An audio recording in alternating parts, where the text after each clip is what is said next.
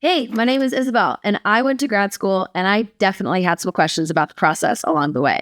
So if you're thinking about grad school and you're like, where do I start? Keep watching to see me smash this piñata to answer some frequently asked questions. This is Fact Check.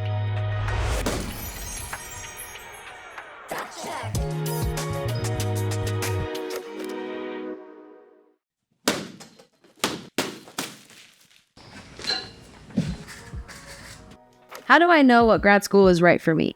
Well, what I did is I asked myself, what do I actually want from this degree?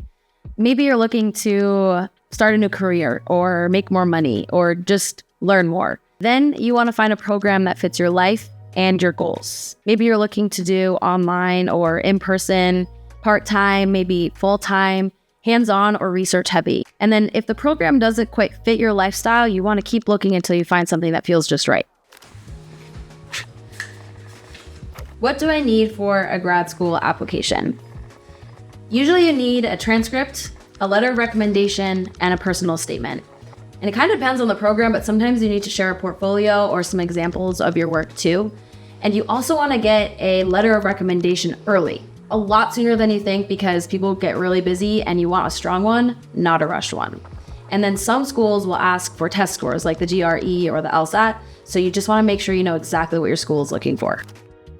How do I prep for a grad school interview?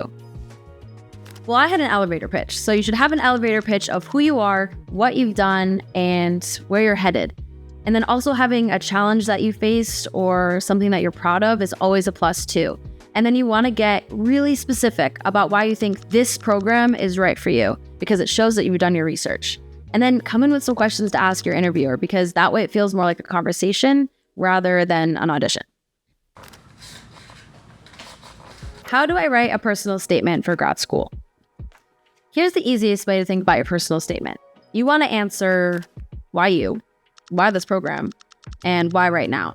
And then you want to start with a hook that really draws them in. And then you can get really specific about what it is that you want to study and what you've already done that kind of proves that you're ready.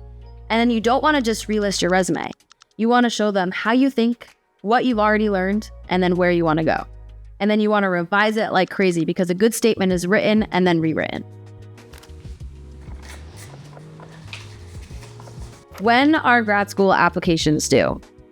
It really depends on the program, but most program deadlines are going to fall between December and February, especially if you want to start in the fall. And then some programs will have rolling admission, in which case you should just get your application in there as soon as you can. And then honestly, make a list of your favorite schools and their deadlines. That way you can work backwards and you can give yourself enough time in case you need to take an exam or get your letter of recommendation. Okay, this is the last one. What are my options to finance grad school? There's actually a couple different ways you can finance grad school, but start with grants and scholarships because that's the free money.